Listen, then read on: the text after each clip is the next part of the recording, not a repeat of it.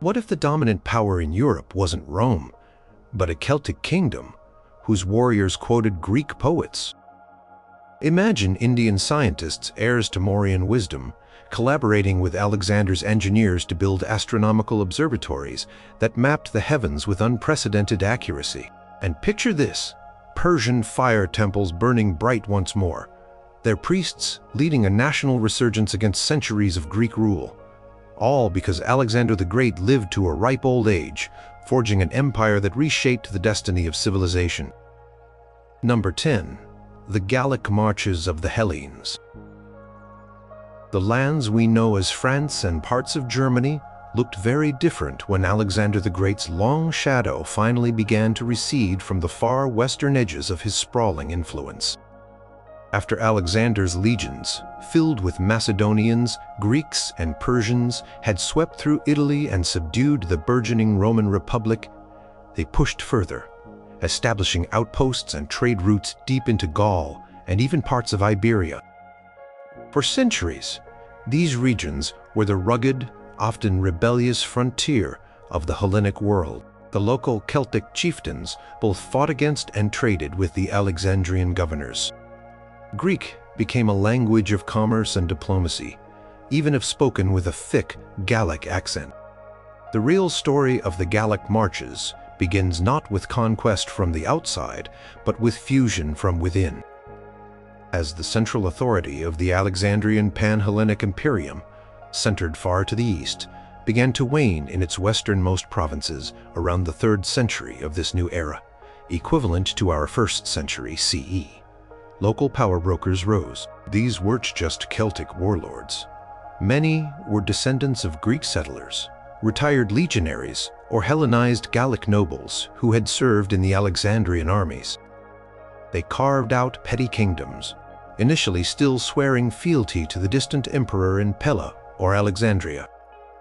One particularly dynamic dynasty, the Vercingetorixia, claiming a mythical link to an ancient chieftain who adopted Greek ways after an encounter with Alexander's generals, managed to unite several of these territories. Their capital, Lugdunum, Lion, became a fascinating mix of Celtic traditions and Greek civic life.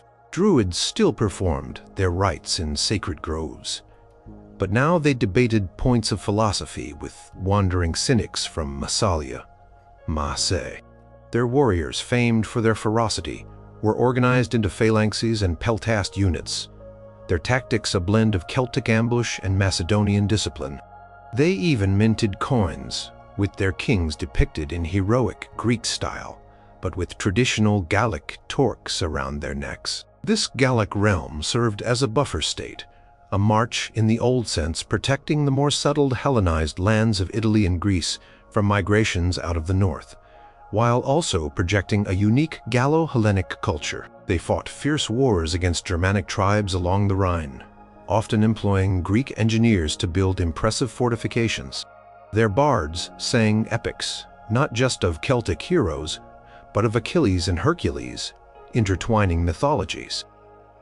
The Gallic Marches never became a world empire, but for a good few centuries they were the dominant force in Western Europe, a vibrant, tough kingdom forged in the unexpected crucible of Alexander's enduring legacy. Their unique script, a modified Greek alphabet used to write the Gallic language, left inscriptions that scholars today still study with fascination. Number 9. The Indo-Hellenic Technocracy of Pataliputra. Alexander's deepest foray into India was, in our history, a brief encounter. But in the world where he lived on his return to the east was inevitable. After consolidating his western conquests, an older, perhaps wiser, Alexander launched a new Indian campaign. This time, it wasn't just about conquering. It was about integrating. He had seen the vastness of the subcontinent, its riches, and the depth of its philosophies. The Mauryan upstarts, who had tried to fill the power vacuum after his first departure, found themselves facing the full might of the seasoned Alexandrian war machine, now augmented with resources from Persia, Egypt, and even the Mediterranean. The result wasn't outright subjugation in the long run, but a complex fusion. Patalaputra, the great Mauryan capital, became a jewel of this new Indo-Hellenic sphere. Alexander and later his successors established academies where Greek mathematicians and astronomers worked alongside Indian scholars. Concept of zero, Indian numerals, and advanced metallurgical techniques from India flowed west, while Greek geometry, siegecraft, and state administration flowed east. For generations, the rulers of this vast eastern province of the Alexandrian Imperium were of mixed Greek and Indian heritage. They patronized both Buddhist monasteries and temples to Zeus. Sculptures from this era show Buddha with the features of Apollo and Hindu deities adorned with Greek drapery. The real twist came after a couple of centuries. As the central Alexandrian authority experienced its own internal struggles, the Indo-Hellenic province, now deeply distinct, began to assert its independence. But it wasn't a warrior king who led this charge. It was a council of scholars and engineers, the Prajna Samhai, or Wisdom Council. They argued that efficient governance and societal well-being came from knowledge and its application, a technocracy. Under their guidance, the newly independent state, which they called Aryavarcha Hellenica, focused on infrastructure, vast irrigation projects based on Greek hydraulic principles, observatories that combined Indian anemonical tables with Hellenic instruments, and even early experiments with steam power for temple machinery, based on Hero of Alexandria's steam power for temple machinery, based on Hero of Alexandria's. Their armies were small but highly advanced, relying on superior siege engines, advanced metallurgy for armor and weapons, and complex logistical chains. This technocracy of Patalaputra became a beacon of learning and innovation, trading its advanced goods and knowledge across the Indian Ocean and along the Silk Roads, a unique power built not just on might, but on mind. Their greatest achievement was a grand library in Pataliputra that aimed to hold all knowledge, Greek and Indian, a true successor to Alexandria's ambition. Number 8. The Sabaean Spice Sovereignty. Alexander the Great, in his extended reign, did indeed turn his attention to the Arabian Peninsula. His campaigns were primarily focused on the north, securing trade routes to the Persian Gulf and neutralizing nomadic threats. He established several Alexandrias in the desert garrison towns that became centers of Hellenic influence. However, the rugged remote kingdoms of southern Arabia, Saba, Qutaban, Hadramaut, and Himyar, the lands of frankincense and myrrh, proved a harder nut to crack directly. They were geographically isolated and fiercely independent. What Alexander's presence did, however, was transform the dynamics of Arabian trade. With the Hellenic world now controlling Egypt, the Levant, and Mesopotamia, the demand for southern Arabian spices and incense skyrocketed. The Sabaeans and their neighbors, masters of desert travel and maritime trade, found themselves in an incredibly lucrative position. Instead of being conquered, they adapted.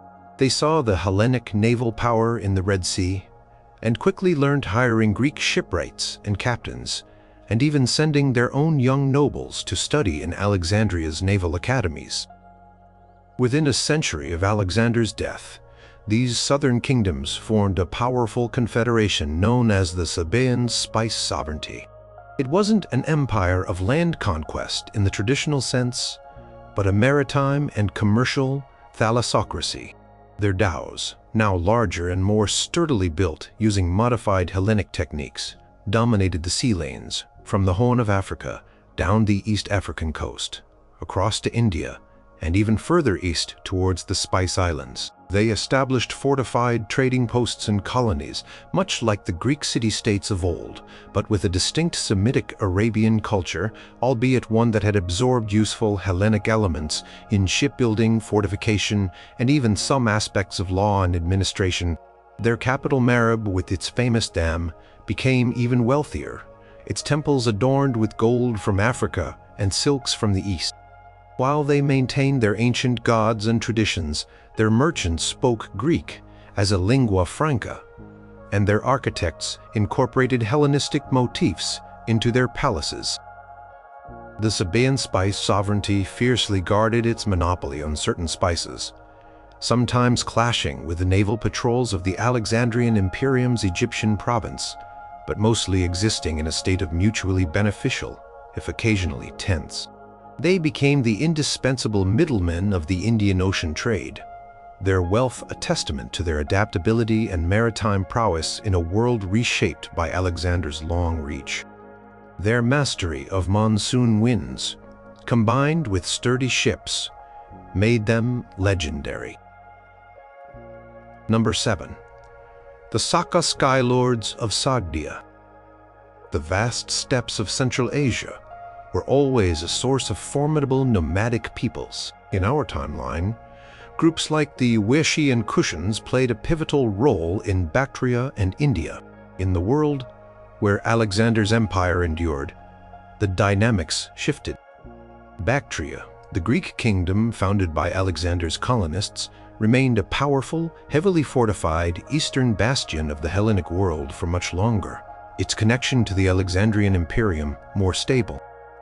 This meant that when new waves of Saka, Scythian nomads were pushed westwards by turmoil in the eastern steppes, their traditional routes south into India or west into Persia were blocked by a far more organized and resilient Hellenic presence. Instead of breaking up or being absorbed, one particularly strong Saka confederation, led by a Hunnic warlord known as Ayrton, the Sky Reacher, turned its attention north and east of Bactria into the lands of Sagdia and beyond. They didn't just raid, they conquered and settled, but in a uniquely nomadic fashion. They established a vast khaganate, not of cities, but of fortified grazing grounds and mobile capitals, enormous yurt encampments that could be moved with the seasons or strategic necessity. What made these Saka Sky-Lords different was their interaction with the Hellenic culture filtering out of Bactria. They adopted Greek siege techniques to overcome stubborn oasis towns, employed Bactrian Greek administrators and scribes who adapted the Greek script for Saka dialects, and became fascinated by Hellenic astronomy and engineering. Their Skylords moniker came from their deep reverence for celestial bodies, an ancient steppe tradition now blended with Bactrian Greek astronomical knowledge. They built huge, open-air observatories on high plateaus, not for scientific inquiry in the Greek sense, but for divination and legitimizing their rule by reading the will of the sky. Their military was a fearsome combination of traditional horse archers and heavily armored cataphracts, whose armor designs incorporated Hellenistic influences. The Saka Sky-Lords controlled a crucial segment of the northern Silk Road, taxing caravans heavily, but also ensuring their safety from lesser tribes. They became a major power in Central Asia, a bridge and a barrier between the Hellenic West, the Indian South, and the Chinese East. While never fully civilized in the Hellenic sense, they created a unique and enduring steppe empire, whose rulers wore Bactrian-made diadems, and whose epic poems, sung around campfires, told of heroes who conversed with both steppe spirits and Greek philosophers. They were a testament to the adaptability of steppe peoples in a world profoundly altered by Alexander's lasting grip on the settled lands to their south. Number 6. The Jade Mandarin of the Western Peace. The rise of the Han dynasty in China occurred roughly a century after Alexander the Great's historical death. In a timeline where Alexander lived on and his empire solidified its grip on regions as far as the Indus, the ripples were eventually felt even in distant China. The famed Silk Road, or rather its precursor routes, became a much more direct conduit between two massive spheres of influence, the Alexandrian Pan-Hellenic Imperium in the west, and the burgeoning power of the Chinese dynasties in the east. The Chinese emperors, initially of the Tuken dynasty, a powerful successor to a shorter, lived Han in this timeline, watched the developments in the western regions with keen interest. Tales of Alexander's conquests, of his fusion of cultures, and of the vast Greek-speaking empire reached the imperial court. Instead of distant fragmented tribes, they now faced a more unified, albeit still very foreign power on their western horizons. This spurred a more proactive and organized Chinese policy towards Central Asia. The Jade Mandarinate of the Western Peace wasn't an empire of conquest in the Alexandrian style, but one of immense economic and cultural projection. Veteran emperors established a highly organized, state-controlled network of trade and diplomacy, specifically designed to interact with the Alexandrian sphere.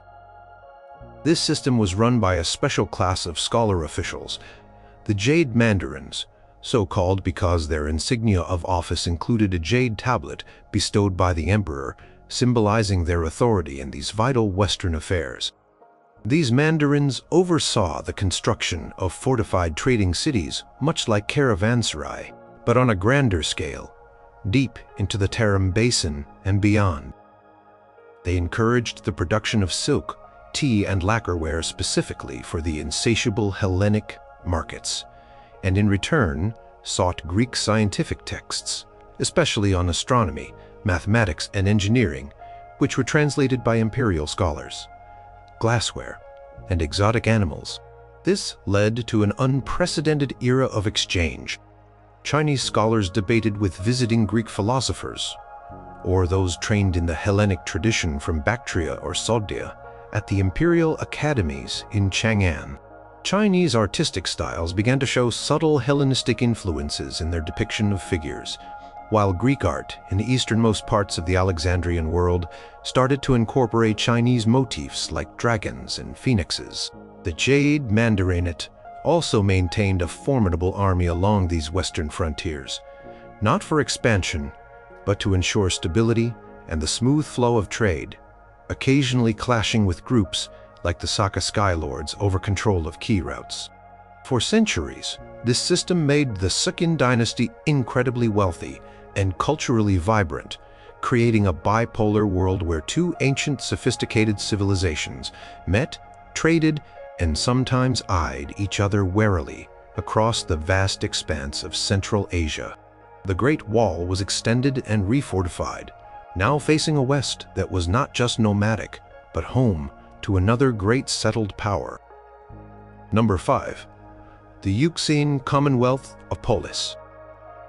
The Black Sea, known to the Greeks as the Euxine Sea, had long been a vibrant area of Hellenic colonization, with city-states dotting its coasts from Thrace to Colchis. In a world where Alexander the Great lived to consolidate his empire, the strategic importance of this region magnified enormously. Alexander himself, after securing his European frontiers and before turning his full attention west or further east, initiated projects to strengthen Hellenic control over the Black Sea. This involved bolstering existing colonies, founding new ones, and ensuring the loyalty of local Thracian, Scythian, and Anatolian tribes who controlled the hinterlands and vital river trade routes. The result, developing over the century following Alexander's extended reign, was not a centralized kingdom, but the Euxine Commonwealth of Polus. This was a powerful maritime alliance of dozens of Greek city-states and Hellenized port towns around the entire Black Sea basin.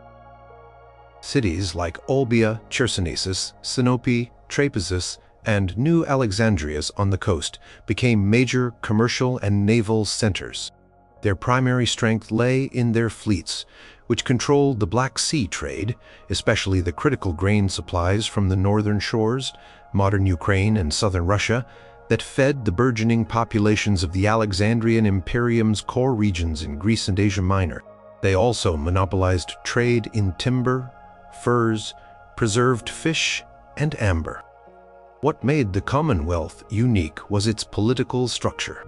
It was a loose confederation, with each polis retaining considerable autonomy, but bound by common economic interests and a mutual defense pact coordinated by a rotating council of strategoi, generals, and nauarchs admirals drawn from the leading cities. While culturally part of the broader pan-Hellenic world, speaking Greek and worshipping the Olympian gods, the Euxine cities developed a distinct, somewhat rougher-edged identity, shaped by their frontier environment and constant interaction with Scythian and Sarmatian nomads. They hired Scythian horsemen as mercenaries, and even incorporated some steppe deities into their local cults.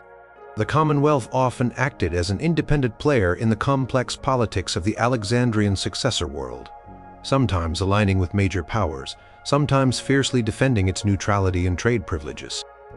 Their shipyards produced some of the largest grain freighters of the ancient world, and their naval academies trained sailors renowned for their skill in the often treacherous waters of the Black Sea. The Euxine Commonwealth ensured that the Black Sea remained a Greek lake for centuries, a vital economic engine and a distinct cultural zone within the larger tapestry woven by Alexander's enduring legacy. Their lighthouses, modeled on the pharaohs of Alexandria, guided ships into bustling harbors from the Crimea to the coast of Anatolia. Number 4. The Solar Thearchy of Kem. Egypt, always a unique and wealthy land, held a special place in Alexander's vision. He was declared a son of Amen Zeus at Siwa, and he founded Alexandria, which became one of the world's greatest cities. With Alexander living to old age and establishing a stable succession, Egypt didn't just become a Ptolemaic kingdom, fighting other Diadochi. It remained a vital core province of the larger pan-Hellenic imperium, ruled by governors or sub-kings, directly descended from Alexander's own line or his most trusted generals who married into his dynasty from Astadi. Over generations, something remarkable happened in this Alexandrian Egypt, which came to be known as Kem, in a revival of its ancient name. The syncretism between Greek and Egyptian culture, particularly in religion, deepened profoundly. Alexander himself was increasingly venerated, not just as a divine conqueror, but as a manifestation of Ra or Horus, a solar deity. His successors, ruling from Alexandria and Memphis, actively promoted this imperial cult. This evolved into what scholars of this alternate timeline call the Solar Thearchy of Kem. The rulers were not just kings, they were high priests, intermediaries between the celestial order personified by the sun and Alexander and the people. Their legitimacy was divine, their pronouncements oracular. The traditional Egyptian priesthood, which had always held immense power, found new relevance by integrating Alexander and his Hellenic successors into their ancient cosmology. Temples were built not just to the old gods or the Greek Olympians, but to Alexander Helios and his divine lineage. Kem became fabulously wealthy.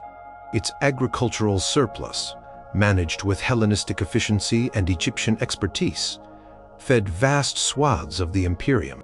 Its scholars at the Mausian in Alexandria continued to be pioneers in science, medicine, and philosophy.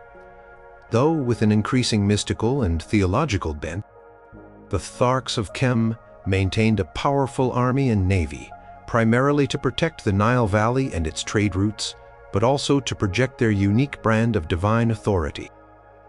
While nominally part of the larger imperium, Kem often acted with considerable autonomy, its rulers seeing themselves as divinely appointed guardians of a sacred land and a holy imperial tradition. They commissioned colossal statues of Alexander as a sun god, rivaling the wonders of the old pharaohs.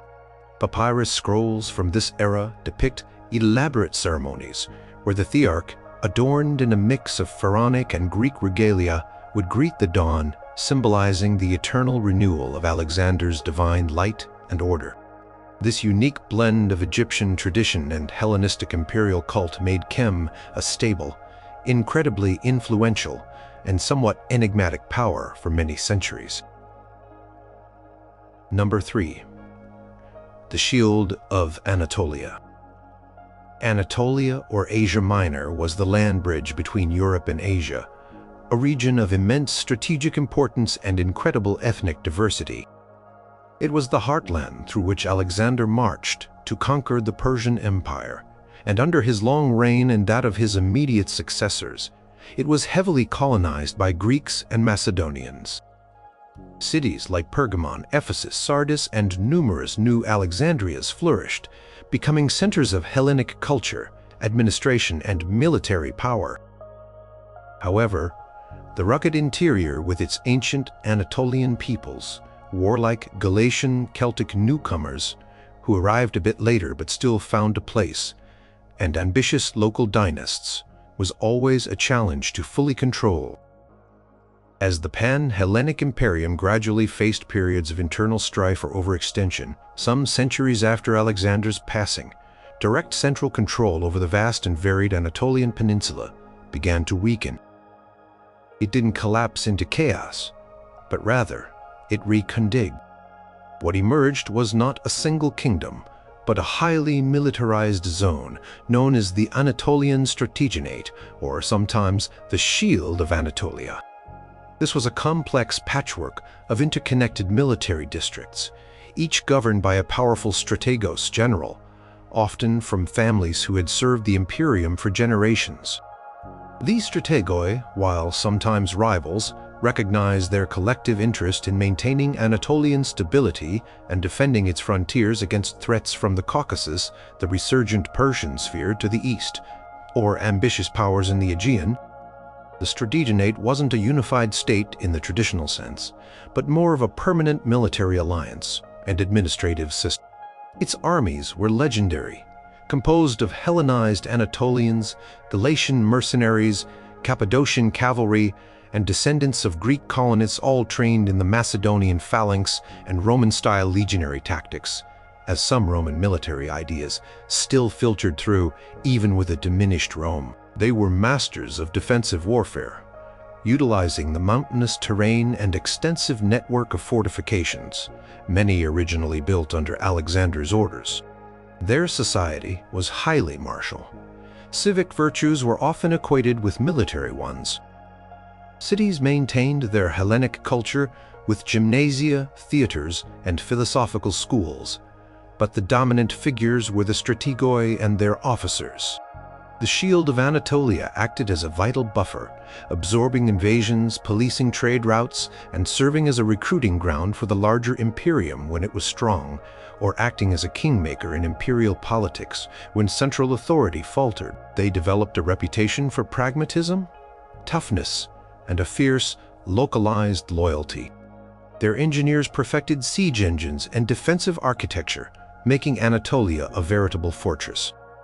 This military-first society ensured the long-term Hellenic character of Anatolia, but gave it a distinctly Spartan-like flavor compared to the more cosmopolitan centers like Alexandria or Antioch.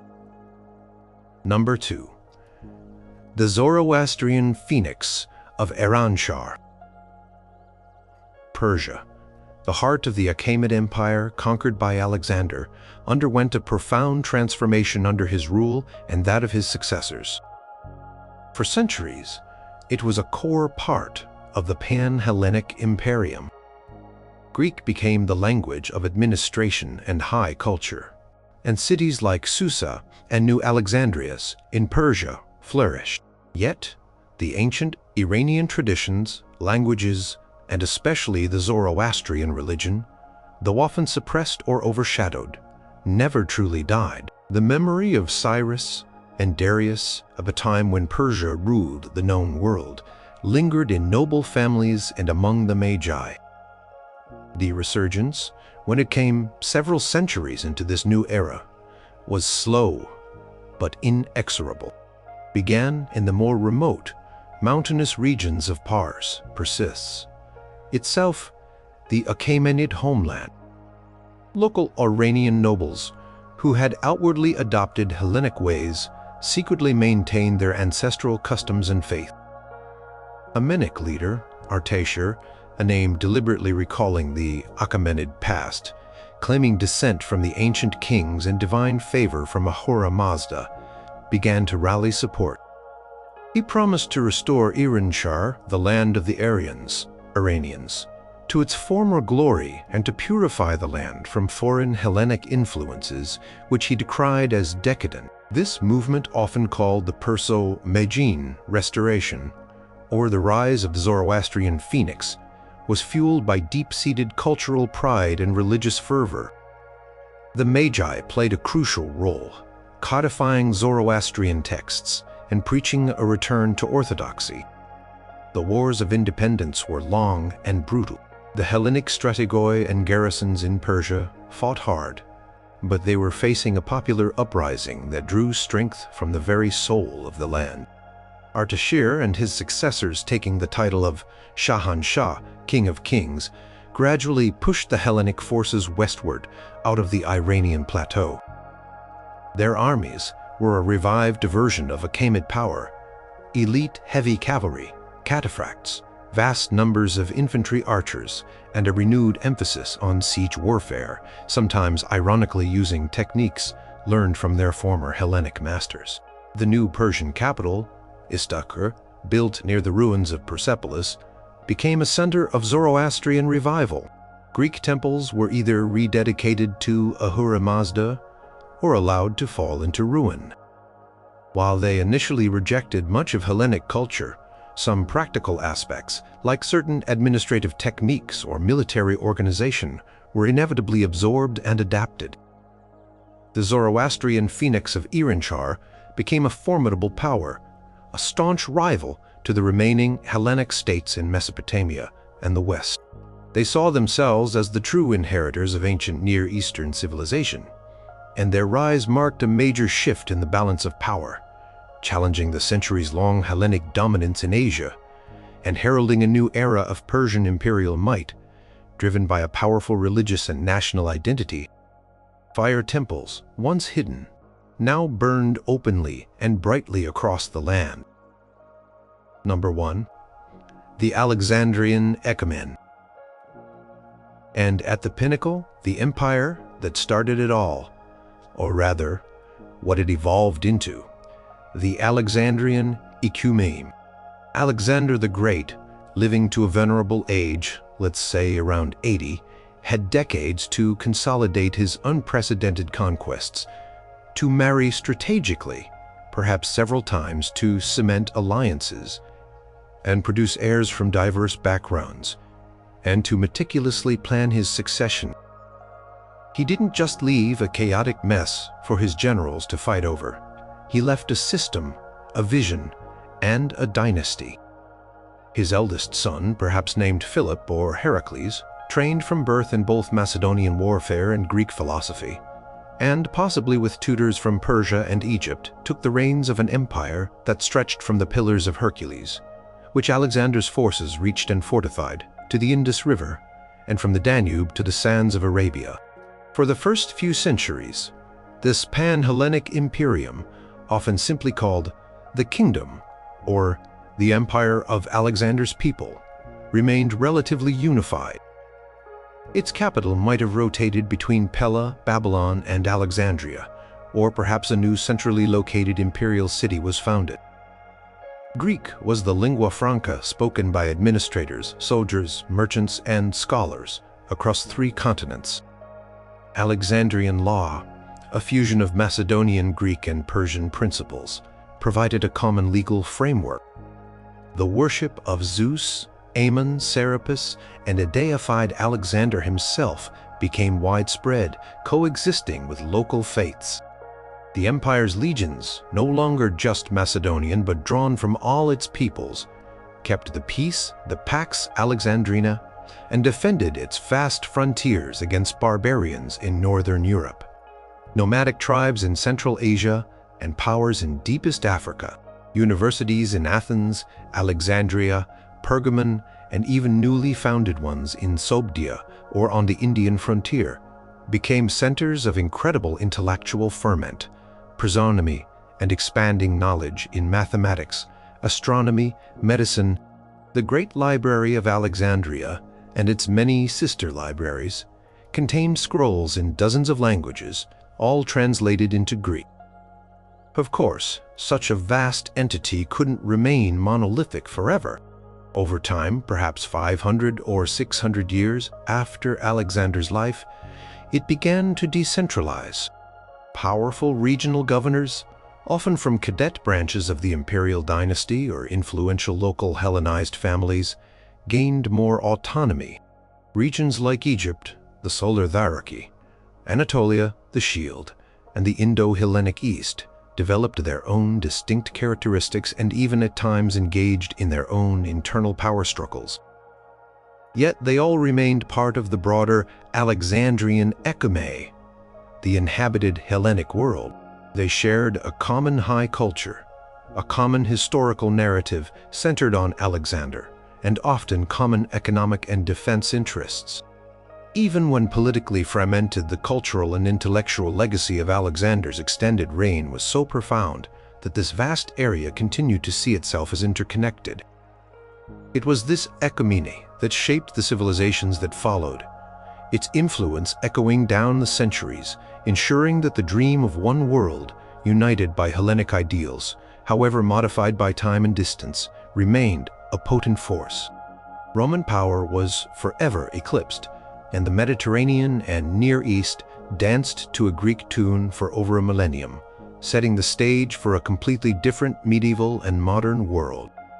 The roads Alexander built, both literal and metaphorical, truly did connect the world.